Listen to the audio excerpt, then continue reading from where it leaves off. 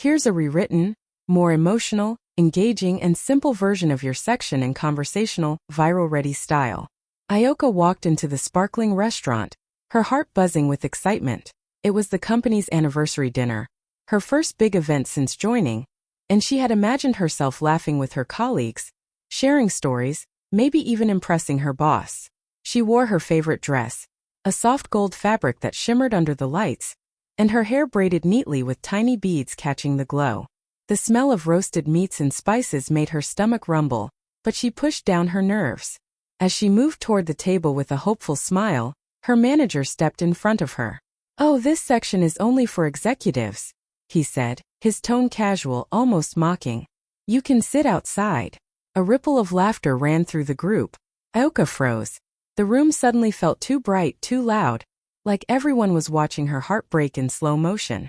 She forced herself to smile, nodded politely, and walked to the small table near the window. Her fingers trembled as she adjusted her chair. The laughter echoed in her ears, but inside, something stronger was stirring, a quiet burning fire. She whispered to herself, "One day I won't need their table. I'll have my own. If you want, I can rewrite the next section, the silent walk home, in the same style so the story keeps building cinematic emotion. Do you want me to do that next?" Here's a rewritten, more emotional, viral-ready version of the silent walk home, in simple, engaging English. That night, Ayoka walked alone through the quiet streets of Nibira. The heels of her shoes clicked softly on the wet pavement, mixing with the faint hum of distant traffic. Rain had fallen earlier, leaving the streets glistening like glass under the city lights, and her reflection flickered in every puddle. She held her coat tighter around her, but it did little to stop the shiver running through her body, not from the cold but from the sting of humiliation. Her mind replayed the dinner again and again. She had worked late nights, given her best to every project, stayed patient even when her ideas were ignored. And yet, in that sparkling restaurant, she had been treated as if she didn't exist. The laughter of her colleagues echoed in her ears, a cruel soundtrack she couldn't escape. Her cheeks burned and hot tears slipped down, blurring the bright neon signs and golden street lamps. She paused under a lonely streetlight, staring at the glimmering puddles at her feet.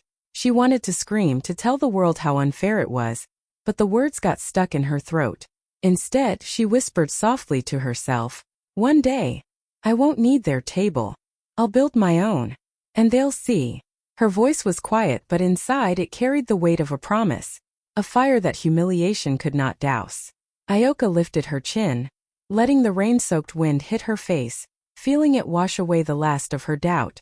She walked on, each step a little stronger than the last, imagining a future where she would sit at her own table, in a place she had built with her hands, her heart, and her courage. And for the first time that night, a small smile broke through the sadness. She didn't yet know how, but she knew one thing for certain. She was not finished yet. If you like, I can now do the breaking point in the same cinematic, emotional style so the story keeps. Here's a rewritten, simple, emotional and viral-ready version of the breaking point. The next morning, Ayoka walked into the office with a calm she had spent the night building.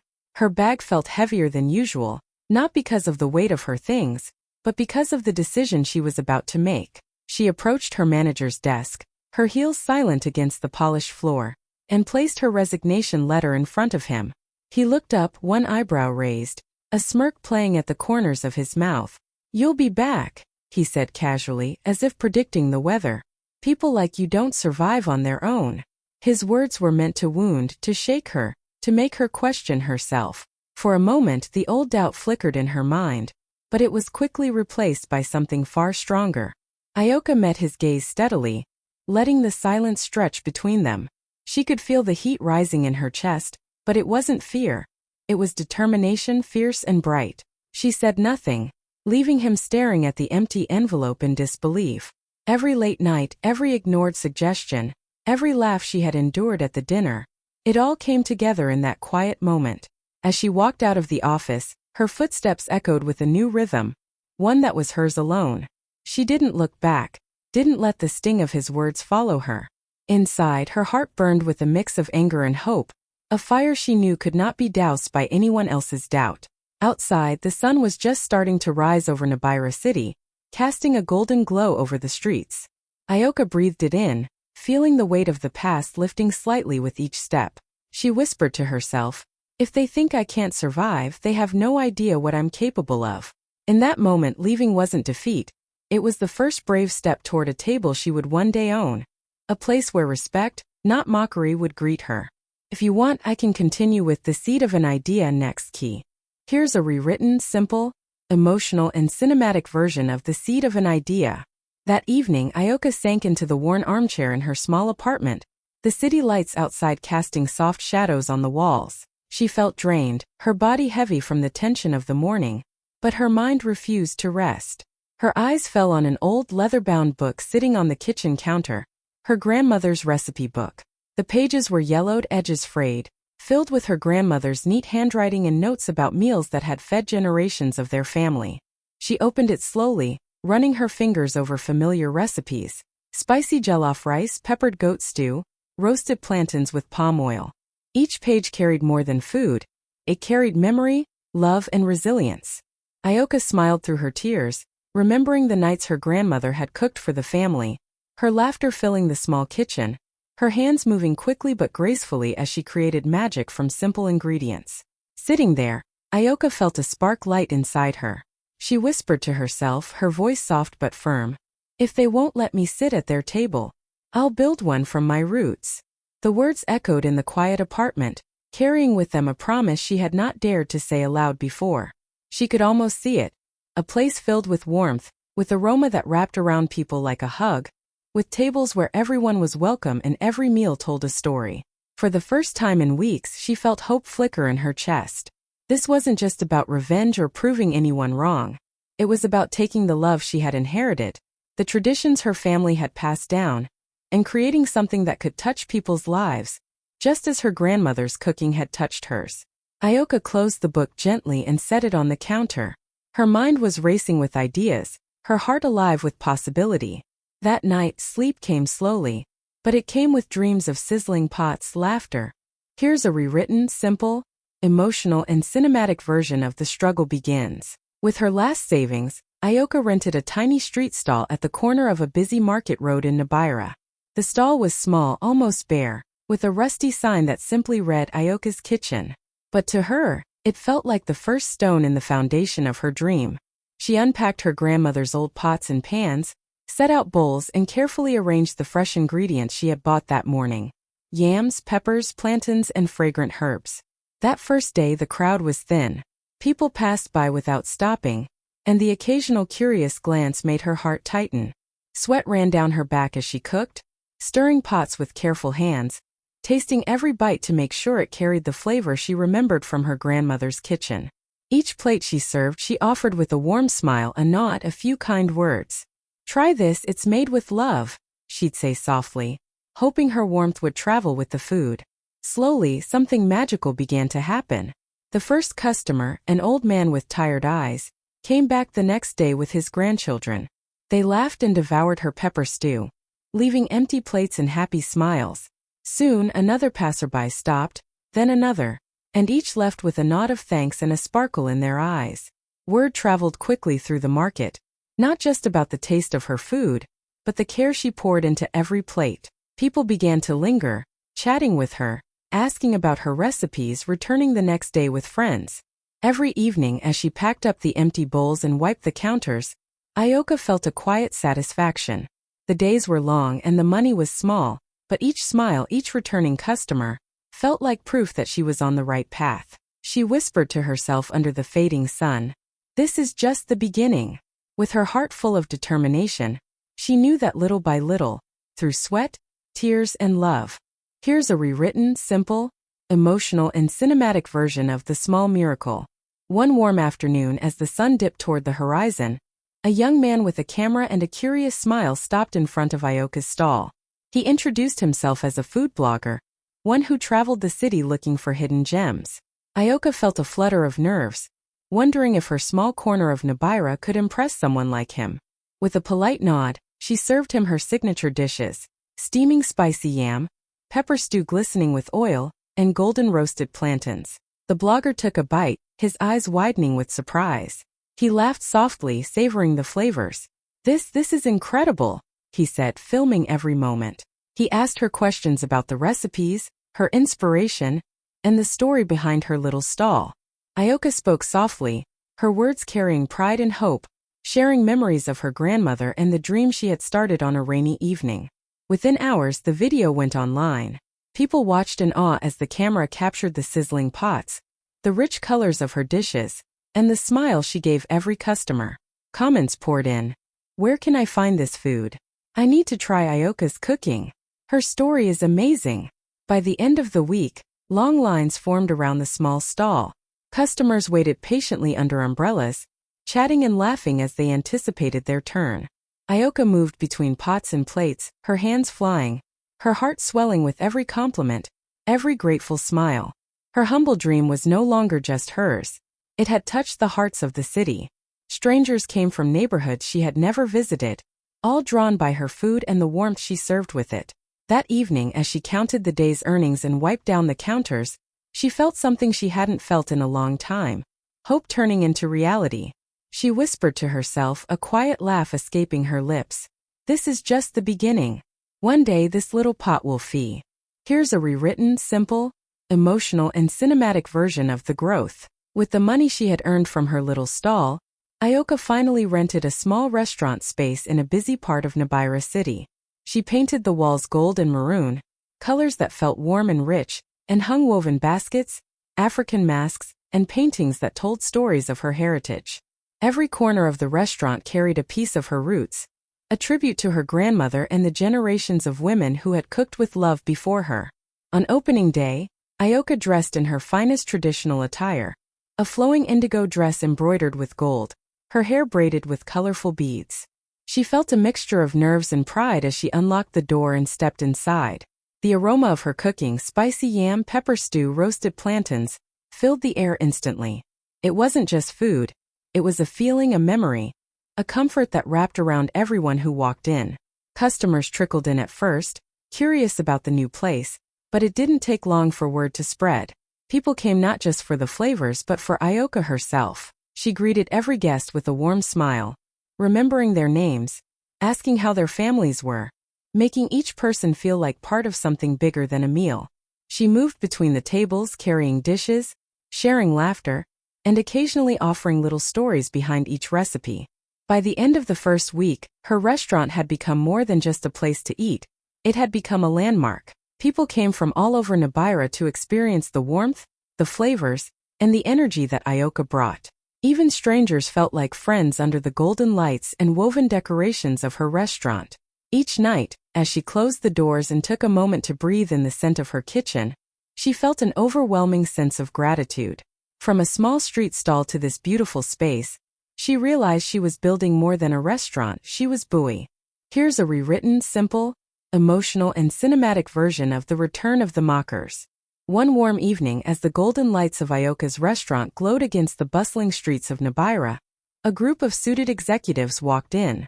Their chatter filled the space, confident and loud, until Ioka noticed a familiar figure among them, her former manager. He walked with the same smug posture, scanning the room as if he owned it, unaware that the little corner he once ignored had grown into something extraordinary. Ioka took a deep breath and adjusted her dress, a rich burgundy gown that shimmered under the soft lights. She approached their table with a calm smile, her head held high. "Good evening, welcome to Ioka's pot," she said warmly, setting menus in front of each of them. Her voice carried a quiet authority, the kind that comes from hard work, pain and triumph. Her former manager looked up, frowning slightly. He didn't recognize her at first. The confident, radiant woman in traditional attire standing before him was nothing like the timid employee he had dismissed. Ioka leaned slightly to explain a dish, describing the ingredients with passion and love. As she straightened, his eyes fell on the small brass sign beside the table. Owner, Chef Ioka Adisa. The smirk that had once haunted her dissolved instantly. His lips parted in surprise, then tightened as shame flickered across his face. Around the table, his colleagues whispered and exchanged glances, clearly impressed by the elegance, the taste, and the aura Ioka carried effortlessly. He opened his mouth to say something, but no words came. For the first time, Ioka saw the weight of her determination reflected in his stunned silence. She offered a polite nod, a silent message in her eyes. She had risen, and she had done it with grace, skill, and heart. Turning away, she moved to another table, her head high, the soft jingling of the restaurant's entrance bell marking her every step. Here's a rewritten, simple, emotional, and cinematic version of the invitation. Weeks later, Ioka was arranging fresh herbs in the kitchen when a courier delivered a neatly sealed envelope. It was heavy and elegant, the kind of envelope that felt important the moment you touched it.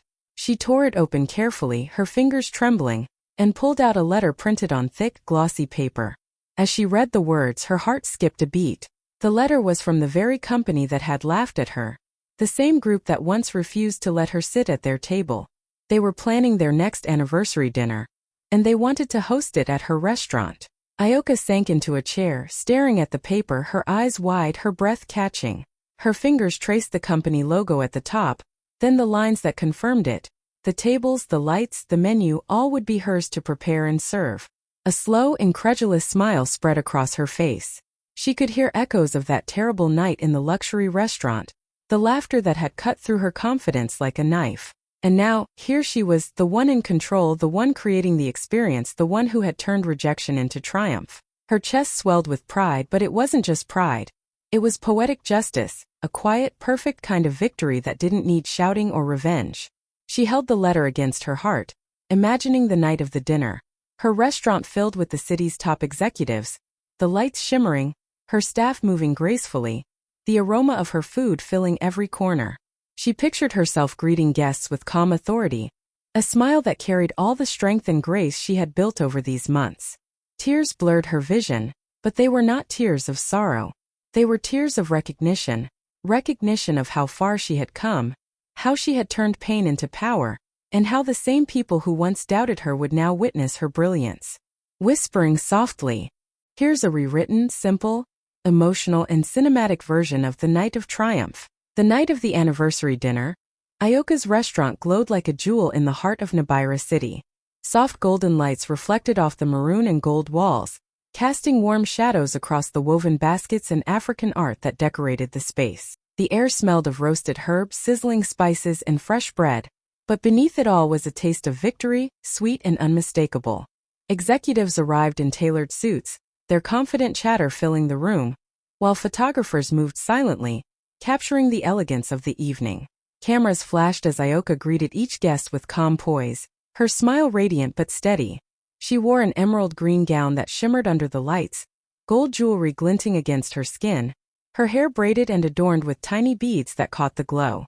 Every movement she made radiated quiet power, a strength earned through months of struggle, determination, and resilience. As the guests were seated, Ioka moved gracefully between tables, describing the dishes with pride and passion. Each plate told a story. Her grandmother's recipes transformed into meals that spoke of love, heritage, and triumph. People whispered among themselves, impressed not only by the flavors but by the woman who had created it all. Even those who once laughed at her stole glances, their expressions a mix of awe, surprise, and perhaps a hint of shame. From the kitchen to the dining area, Ioka's presence was magnetic. She didn't need to speak loudly or assert herself. The room knew she belonged here, fully and undeniably. Each clink of cutlery and murmur of appreciation echoed like applause in her ears, a symphony of recognition for the journey she had undertaken. Later, as she paused to glance around the room, she felt a deep, glowing satisfaction. This night wasn't just about the company's dinner. It was about every late night, every struggle, every tea. Here's a rewritten, simple, emotional, and cinematic version of the recognition. Ioka stepped onto the small stage at the center of her restaurant, the warm lights casting a golden glow over her emerald green gown. The murmurs of the crowd quieted as all eyes turned toward her. Whispers rippled through the room, soft but unmistakable. People were talking about her, the same colleagues and executives who once dismissed her, laughed at her, and made her feel invisible. Now they were watching her, fully present with admiration and awe. Her former manager was there too, standing among the crowd in a sharp suit. His eyes dropped to the floor as he realized who she had become. The confident, radiant woman standing before everyone was nothing like the timid employee he had mocked. For the first time, he looked small, overshadowed by the brilliance of someone he had underestimated. Ioka smiled, a gentle, serene smile that reached her eyes. It wasn't pride or vengeance that colored it, but peace. A deep, quiet satisfaction that comes from knowing you've worked for something, earned it, and claimed it with integrity. She spoke into the microphone with a soft but clear voice, welcoming everyone, telling them about the dishes, the inspiration behind them, and the journey that had brought her here. Every word carried warmth, humility, and the undeniable truth that she had built this empire with her own hands. Around her the crowd clapped, some rising to their feet. Faces she remembered, some kind and some cruel, now reflected admiration. She caught glimpses of astonished eyes, whispered apologies, and impressed smiles. And in that moment Ioka realized something profound. This recognition wasn't about proving anyone wrong. It was about honoring herself, her roots, and the journey she had taken. As the applause washed over her, she closed her eyes for a brief second, letting it sink in. She had turned every moment of doubt, every laugh, every painful memory. Here's a rewritten, simple, emotional, and cinematic version of the toast. As the dinner began, the restaurant hummed with excitement, the golden lights reflecting off polished tables and the glimmering faces of the guests. Ioka moved quietly among them, checking dishes, smiling at familiar faces, and feeling the weight of every moment she had worked to reach this night. The air was rich with the aroma of her food, roasted herbs, spices, and memories turned into meals, a scent that now felt like triumph itself. When the company director rose, the room fell silent, every eye turning toward him. He lifted his glass high, his voice carrying clearly over the murmurs. "To the woman who turned rejection into an empire," he said, pausing for effect, "Chef Ioka, your food reminds us that success tastes best when shared." The words hung in the air like music, and then, as if on cue, the entire room erupted into applause. The sound was thunderous, a wave of recognition and respect that rolled across the tables. People cheered, clapped, and smiled, some even rising to their feet. Ioka felt the warmth of their admiration wash over her, her heart pounding in rhythm with the celebration. Tears shimmered in her eyes, but she didn't try to hide them. They were tears of joy, of release, and of validation. Every struggle, every humiliation, every long night spent perfecting her recipes, had led to this moment. She glanced around at the faces before her, some familiar, some strangers, and realized that each person there had witnessed a story of resilience, courage, and determination brought to life. Raising her own glass quietly, Ioka whispered a soft thanks to herself, to her grandmother, and to every small step that had built her journey. She didn't need to say anything out loud. The applause, the smiles, and the energy of the room spoke volumes. For the first time she felt the full weight of her accomplishment, a life she had claimed, a dream she had nurtured. Here's a rewritten, simple, emotional, and cinematic version of the full circle moment. Later that night, as the last guests laughed and left, Ioka moved through the restaurant, checking that everything was in order. The soft glow of the golden lights reflected on the walls, casting warm shadows over the empty tables. The air was thick with the lingering aroma of spices, roasted herbs, and victory. She felt a quiet satisfaction settle in her chest, the kind that comes from knowing you've truly earned something. By the doorway, she noticed a familiar figure standing awkwardly, his hands loosely clasped in front of him. It was her old manager, the same man who had refused to let her sit at the company dinner months ago. He looked small, unsure, and strangely humbled as he watched her move gracefully across the room. "You built something incredible," he said quietly, his voice low, almost lost in the soft hum of the closing night. There was no trace of mockery, only an uneasy respect. Ioka paused for a moment, meeting his eyes with a calm smile. Her heart didn't swell with pride or revenge, but with peace. She leaned slightly toward him and said softly, "You helped. You refused me a seat, so I built my own table." The words hung in the air, simple yet powerful, carrying the weight of every struggle, every tear, and every moment of determination that had led to this point. Her old manager said nothing, only nodded slightly, understanding in silence what she had achieved, and what he had underestimated. Turning away, Ioka walked down the aisle between the tables, her head held high, the soft jingling of her earrings marking each step. She didn't look back. The night was hers, the restaurant was hers, and the victory was hers. Every laugh, every doubt, every hand that once pushed her down had become fuel for her rise. She smiled to herself, knowing she had not only claimed her dream, but she had done it with grace, strength, and dignity that no one could. Here's a rewritten, simple, emotional, and cinematic version of the empire expands. Months passed, and Ioka's pot grew far beyond the little restaurant that once stood on a quiet corner of Nabira City. Her dream had expanded into a chain of fine dining restaurants across the region, each one carrying the same warmth, aroma, and story that had started in her grandmother's kitchen. The golden and maroon walls, woven baskets, and African art now welcomed hundreds of people every day. But no matter how big it got, every plate carried the same love and care she had poured into that first humble stall. Ioka made sure her success reached beyond herself. She trained young chefs, especially women who had faced rejection, ridicule, or doubt. She shared not only recipes, but lessons in courage, dignity, and perseverance. Pain can be a teacher, she would tell them, her voice gentle but firm. Humiliation can be fuel. And your roots, your history, your family, your story, can be the foundation of something powerful. Her protégés watched in awe as she moved through kitchens, tasting sauces, adjusting spices, and offering guidance with patience and pride. Her story spread across social media and local news.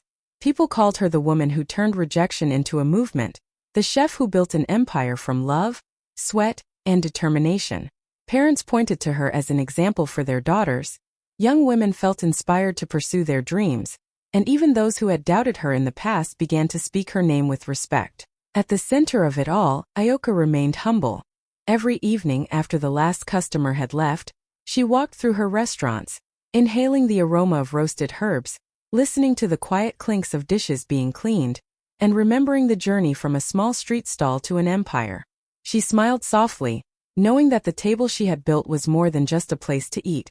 It was a symbol of courage, grace, and the power to rise up. Here's a rewritten, simple, emotional, and viral-ready version of the viral legend of Ioka. Across Africa, Ioka's story spread like wildfire. Social media feeds were flooded with her name, her journey, and her triumph. Headlines shouted, "They refused to let her sit at the dinner table, but she bought the restaurant." Photos of Ioka in her regal emerald gown, gold jewelry catching the sunlight, and her radiant smile went viral.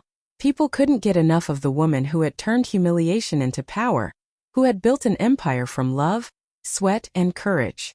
She became known as the Queen of her own table, a title that didn't just celebrate her success, but honored her resilience, grace, and determination. Videos showed her greeting customers, training young chefs, and moving through her restaurants with calm authority, a living example that dignity can rise from rejection, and dreams can rise from pain. Comments poured in from all corners. "She gives me hope. This is what strength looks like." Ioka is proof that you can turn any setback into a comeback. Teachers shared her story in classrooms, parents told their daughters about her courage, and young women across the continent looked to her as a symbol that their dreams were valid, no matter the obstacles. Even those who had once laughed at her watched her rise, unable to ignore the fire she carried. Ioka didn't just own restaurants. She owned her destiny. She had taken a moment of cruelty and transformed it into a lifetime of triumph. And as her story continued to inspire millions, one truth remained clear. Sometimes being refused a seat is just the beginning of your coronation. If you want, I can now combine all 15 sections into a full, seamless 4,000-word cinematic viral story, polished and ready for publishing. Do you want me to do that next?